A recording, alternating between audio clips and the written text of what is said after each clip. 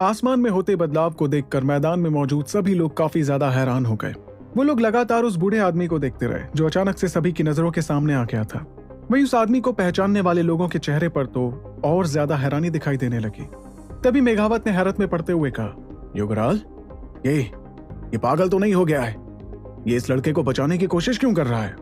वहीं उनके बगल में खड़े हकीम ज़ारांद भी युगराल को ध्रुव को बचाते हुए देख दंग रह गए थे। उन्होंने जरा भी उम्मीद नहीं की थी कि युगराल अपनी जान पर खेलकर अंबर दल के खिलाफ जाने जैसा खतरनाक कदम उठाएगा, वो भी महज एक महादक्ष लड़के के लिए।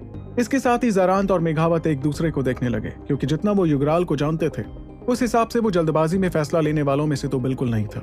तभी मेघावत ने कुछ सोचते हुए अपना सिर हिलाकर ज़ारांद से कहा, ऐसा लगता है कि युगराल इस लड़के को कुछ ज्यादा ही पसंद करता है, और वो भी इतना ज्यादा कि वो अंबर दल को रोकने के लिए ऐसा खतरनाक कदम तक उठाने को तैयार हो गया। लेकिन युगराल के इस कदम ने मुझे सोच में डाल दिया है कि आखिर ये लड़का ध्रुव हकीकत में कितना ताकतवर है। ये कहते वक्त मेघावत की आवाज में एक हैरानी थी जिसे छुपाना उनके लिए बहुत मुश्किल हो रहा था। वो अच्छी तरीके से जानते थे कि युगराल की मदद करने के पीछे जरूर कोई ना कोई बड़ी वजह थी, क्योंकि अगर ऐसी कोई वजह नहीं होती जिससे युगराल को कोई फायदा होता, फिर तो वो इंसान कभी ऐसा खतरनाक कदम उठाने के बारे में सोचता भी नहीं। यही सोचते हुए मेघावत जानना चाह रहे थे कि आखिर ये लड़का जो फिलहाल 20 साल का भी नहीं था, युगराल को ऐसा क्या दे सकता था कि एक शक्ति सम्राट उसे बचाने के लिए तैयार हो गया। वहीं उनके बगल में खड़े हकीम ज़ारांत भी मेघावत की इस बात से इत्तेफाक रखते हुए अपना सिर हिलाने लगे। उसके बाद उन्होंने धीमी आवाज में कहा, अब देखना यह है कि आगे क्या होता है। मुझे समझ नहीं आ रहा कि आखिर युगराल ऐसा कदम कैसे उठा सकता है। जाहिर सी बात है कि युगराल के इस अचानक से बचाव की वजह से उस मैदान का माहौल एक झटके में काफी बदल गया था। दरअसल सभी जानते थे कि ध्रुव के साथ एक शक्ति सम्राट का होना ऐसा था जिसे कोई भी हल्के में नहीं ले सकता था, यहाँ तक कि ताकतवर अंबर दल भी नहीं, क्योंकि वो अच्छी तरीके से समझता था कि एक शक्ति सम्राट कितना ताकतवर होता था। वहीं युगराल को ध्रुव की मदद करते देख अंबर दल सोच में पड़ गया कि वो ध्रुव को कैद में करे या नहीं, क्योंकि अगर वो इस बारे में नहीं सोचता तो हो सकता था कि आज ऐसा मुकाबला हो सकता था जिसकी उम्मीद किसी ने भी ना की हो। लेकिन मैदान में मौजूद दल के जवान मेंबर्स युगराल को बिल्कुल नहीं जानते थे। इसकी सबसे बड़ी वजह यह थी कि उसने ज्यादातर वक्त रेगिस्तान में अकेले रहते हुए बिताया था। इसलिए जब लोगों ने उस बूढ़े आदमी को हवा में उड़ते हुए देखा और साथ ही 3 शक्तिमानों की बनाई दीवार को तोड़ते हुए देखा, तो सभी जवान मेंबर्स इतने हैरान हो गए कि ये हैरानी उनके चेहरे पर भी साफ दिखाई देने लगी। वो लोग नहीं जानते थे कि ये मामूली सा दिखता बूढ़ा आदमी इतना ज्यादा ताकतवर भी हो सकता था। दूसरी ओर आसमान में उड़ रहे तीनों बुजुर्ग बिजली की रफ्तार से काफी पीछे हट चुके थे। फिर वो सभी अचानक से रुके और सभी ने चेहरे उठाकर ध्रुव के बगल में खड़े बूढ़े इंसान की तरफ देखा। इस वक्त तीनों की नजरों में एक अलग ही गुस्सा झलक रहा था, जिसके साथ वो लोग कुछ देर तक तो युगराल को देखते रहे। तभी अचानक तीनों में से सबसे बुजुर्ग शक्तिमान ने हैरत में पड़ते हुए कहा, क्या युगराल? बर्फ का शहंशाह युगराल, तुम अभी भी जिंदा हो? और उस बुजुर्ग की बात सुनकर उसके बगल में उड़ रहे बुजुर्गों को भी ये नाम याद आ गया जिसने एक वक्त पर पूरे ओहान साम्राज्य को अकेले ही दम पर हिलाकर रख दिया था। और इस एहसास के साथ ही उनके चेहरों का रंग उड़ने लगा। लेकिन इसके बावजूद वो लगातार अपने शरीर से शक्तियां बाहर निकालते रहे। जाहिर सी बात है कि अपनी उम्र की वजह से वो लोग भी युगराल को पहचान गए थे, और यही वजह थी कि अचानक से तीनों की धड़कनें भी काफी बढ़ने लगी। इतने में युगराल ने तीनों शक्तिमानों की तरफ एक नजर देखकर ध्रुव की तरफ देखते हुए कहा, तुम ठीक तो हो? इस पर ध्रुव ने अपने हाथ में पकड़ी भारी तलवार को लहराते हुए मुस्कुराकर युगराल को जवाब दिया, अगर आपने अभी भी कुछ नहीं किया होता तो शायद मेरी हालत बहुत ज्यादा बुरी होने वाली थी। ये सुनकर युगराल ने आह भरते हुए ध्रुव को बताया, हाँ लड़के, आज का दिन काफी रोमांचक होने वाला है, क्योंकि सच कहूं तो मैं अकेले ही पूरे अंबर दल को नहीं संभाल पाऊंगा। वहीं युगराल की बात सुनकर ध्रुव ने तुरंत अपनी नजरें आसपास घुमाई, जिसके बाद अचानक से उसके चेहरे पर परेशानी झलकने लगी। तभी ध्रुव ने आवाज में परेशानी के साथ कहा, हमें सभी से लड़ने की जरूरत नहीं है। मेरे ख्याल से अगर हम यहाँ से भागने में कामयाब हुए फिर तो शायद आपको कोई तकलीफ ही ना हो। दरअसल ध्रुव ने देख लिया था कि आसपास के ढेर सारे पेड़ों पर अंबर दल के 100 से भी ज्यादा लोग खड़े हुए थे, जिनके शरीर से शक्तियां लगातार बाहर निकल रही थीं। उनके कपड़े देखने पर ध्रुव को समझ आ गया था कि वो दल के मामूली मेंबर्स नहीं थे, और वो सभी लोग ताकत के मामले में ध्रुव से ज्यादा कमजोर भी नहीं थे। इतने में युगराल ने भी अपने आसपास नजरें घुमाते हुए लोगों को देखा और फिर अपना सिर हिलाते हुए ध्रुव से कहा, सच कहूं तो मुझे यहाँ से भागने में कोई तकलीफ नहीं होगी, लेकिन तुम्हें अपने साथ लेकर जाना मुझे थोड़ा परेशान कर सकता है। अंबर दल के ये लोग कोई मामूली मेंबर्स नहीं है। वो तो तुम्हारी किस्मत अच्छी है कि दल की लीडर फिलहाल यहाँ मौजूद नहीं है, क्योंकि अगर वो यहाँ पर होती फिर तो हमारा यहाँ से निकलना नामुमकिन हो जाता। ये सुनकर ध्रुव ने हंसते हुए युगराल से कहा, अगर ऐसा है तो फिर मुझे आपको थोड़ी तकलीफ तो देनी पड़ेगी युगराल। वहीं ध्रुव की बात सुनते युगराल ने एक हल्की मुस्कुराहट के साथ जवाब दिया, मैं अपनी पूरी कोशिश करूंगा लड़के, दरअसल युगराल भी अच्छी तरीके से जानते थे कि शक्ति सम्राट होने के बावजूद उनका सामना बहुत से ताकतवर और काबिल मेंबर्स से होने वाला था। यही सोचकर युगराल खुद पर बहुत ज्यादा यकीन नहीं कर पा रहा था। इस दौरान पत्थर की कुर्सी के पास खड़े ओलाफ ने युगराल की तरफ देखते हुए कहा, युगराल, मुझे तो अपनी आंखों पर यकीन ही नहीं हो रहा। मैंने कभी सोचा भी नहीं था कि हम फिर कभी मिल भी पाएंगे। इसके साथ ही ओलाफ लगातार युगराल को देखे जा रहा था। युगराल जब राजधानी में आया था तो ओलाफ को उसके आने की खबर मिल गई थी, इसलिए उसके चेहरे पर फिलहाल ज्यादा हैरानी नहीं थी। लेकिन वो इस बात से जरूर थोड़ा हैरान हुआ था कि आखिर युगराल जैसा आदमी ध्रुव को बचाने की कोशिश क्यों कर रहा था।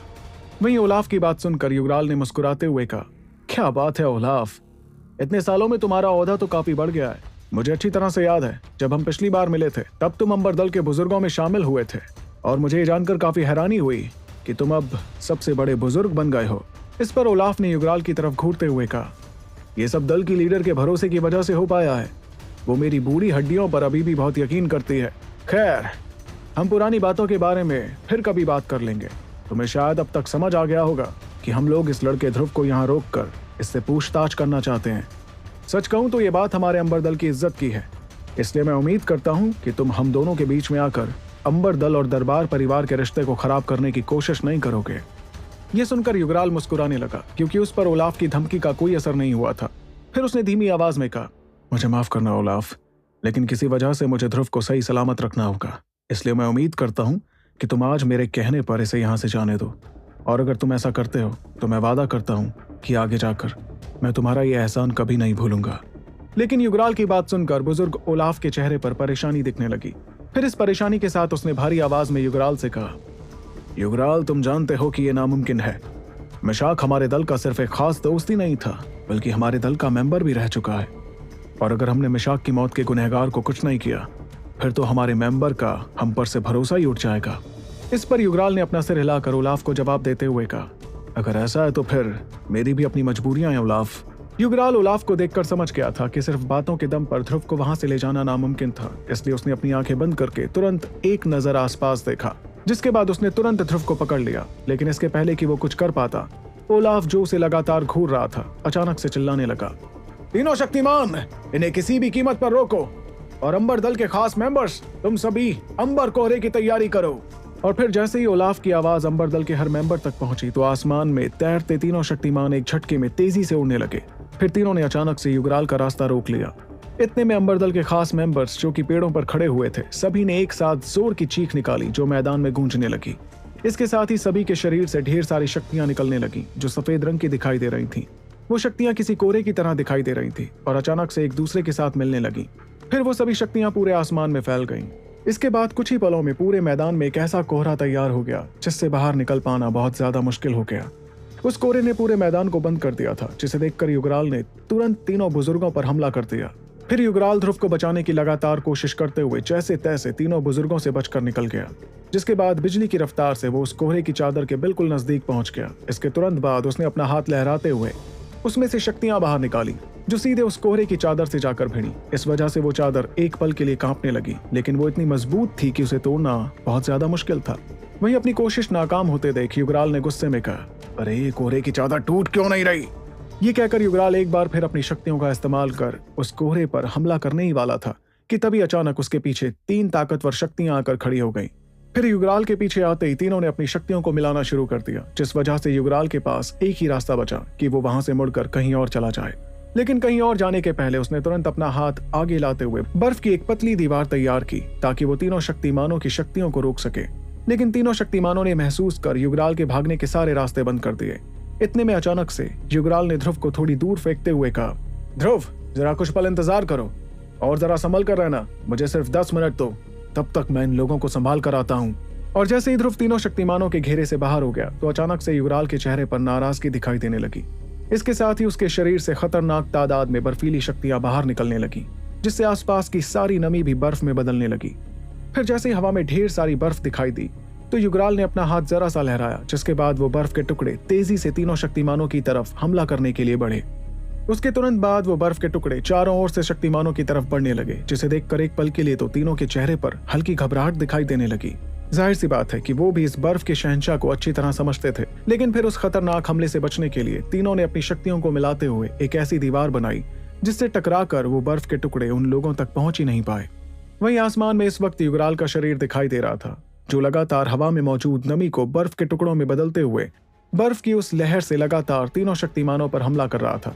वो इस वक्त तीनों बुजुर्गों पर इतनी बेरहमी से हमला कर रहा था जिसे देखकर मैदान में मौजूद सभी लोगों के मुंह खुले के खुले रह गए थे। और वैसे तो तीनों शक्तिमानों ने अपनी शक्तियां मिला ली थी, लेकिन इसके बावजूद युगराल का हमला इतना ताकतवर था कि वो लोग पीछे होने के अलावा और कुछ नहीं कर पाए। और वो तीनों एक दूसरे की मदद इतनी अच्छी तरह से कर रहे थे कि अगर अंबर दल के बुजुर्गों के अलावा वहां कोई और मामूली शक्तिमान होता तो वो कब का युगराल के हमलों से हार चुका होता। इस दौरान आसमान में बर्फीली हवा लगातार चल रही थी, जिससे सभी जवान मेंबर्स ठंड के मारे कांपने लगे थे। लेकिन साथ ही वो लोग इस मुकाबले को देखकर पूरी तरह से हैरान भी दिख रहे थे। इतने में ओलाफ ने देखा कि तीनों बुजुर्ग शक्तिमान युगराल के सामने कमजोर पड़ रहे थे, जिस वजह से वो तीनों पीछे होने लगे। इसके तुरंत बाद उनकी नजर थोड़ी दूरी पर उड़ते ध्रुव पर पड़ी, जो इस वक्त युगराल के हमलों को देख रहा था। वहीं उसे इस तरह अकेला देखकर ओलाफ के चेहरे पर एक शैतानी मुस्कुराहट आ गई। फिर अगले ही पल ओलाफ ने तुरंत अपने शक्तियों से बने पंख तैयार किए, जिसके बाद वो छलांग मारते हुए सीधे ध्रुव की तरफ उड़ने लगा। और फिर वो तेजी से पंख फड़फड़ाते हुए सभी की नजरों के सामने ध्रुव पर हमला करने के लिए आगे बढ़ने लगे। तो क्या ध्रुव बचकर निकल पाएगा अंबर पर्वत में मचे इस हंगामे से? ये जानने के लिए आपको सुनना होगा the one and only RJ Rivansh के साथ सुपर योद्धा।